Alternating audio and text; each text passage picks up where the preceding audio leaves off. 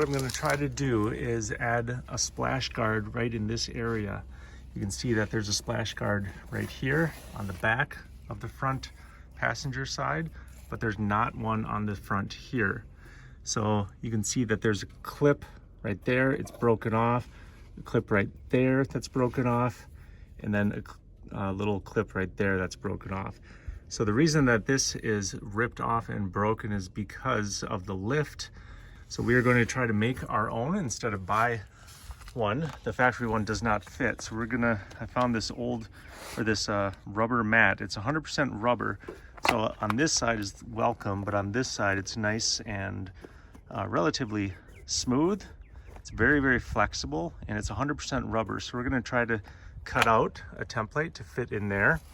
First, we're going to make a template of just some cardboard, and so we get the right sizing. So we'll start with that. So here I just made a cardboard cutout.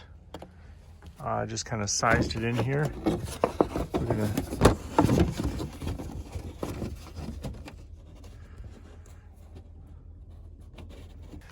So what we're going to do is flip this mat over,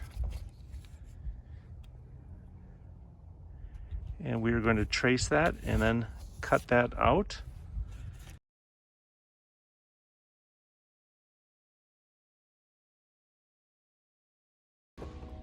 Okay, so now we have the rubber cut out, and let's see if it fits.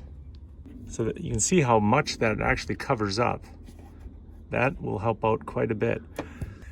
So this is a kit I got off of Amazon, and I can put the link down below, but it has all sorts of different push pins for all sorts of different vehicles. And what I like about it is that there's all sorts of different sorts, but then also has these different pry tools.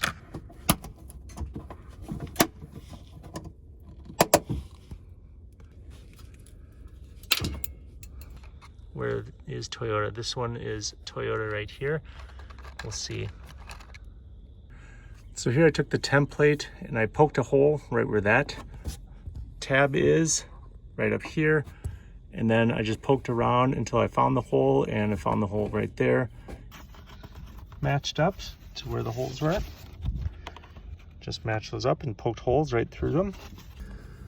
So here I ripped off a few of the small little dimples on the back to try to have it fit a little bit more flush. Okay, that's in. I think that's pretty good. It's better than nothing, and pretty decent for just a $5 mat here. There's enough material to do the other side. I almost kind of want to replace this. This looks kind of flimsy, and you see how it's just totally open here on the bottom. You know, I was thinking about it, and what you could actually do is have one continual piece all the way up here, and it could still cover this much. There's a hole right there. You could put one of those push pins in. It would cover all of that. It would come down here. You'd have to come here and then come down here. Have a step here and then back down. But all of this would be covered then. And have just one big continuous piece all the way across. That would look very uniform and cover a lot of that interior. So actually here on the driver's side, we have this front area, and there's actually 5 push pins here. 1, 2, 3, 4, and don't forget this one on the inside, that's 5. All right, here's the template in place. I decided not to go up and over and around, mostly because I just want to leave this in place and not mess up what Toyota already has there.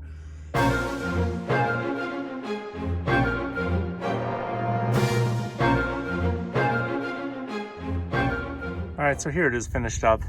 I decided to add another push pin here. There was another hole that I could use. That one took a different type of a push pin, and that one used a different type of a push pin also, because that I didn't want it too long in order to hit the coil. So That's why it's good to have one of these kits with a variety of all sorts of different types of push pins. So there it is. It's not it's not too bad. It's pretty floppy, and that I guess allows for a little bit of flexing and with temperature variation and things. So it's not too bad. Better than nothing, that's for sure. So there you go. So again, here's the Toyota factory Splashguard on the rear of the front driver tire, and then here is the front, and so it's not too bad.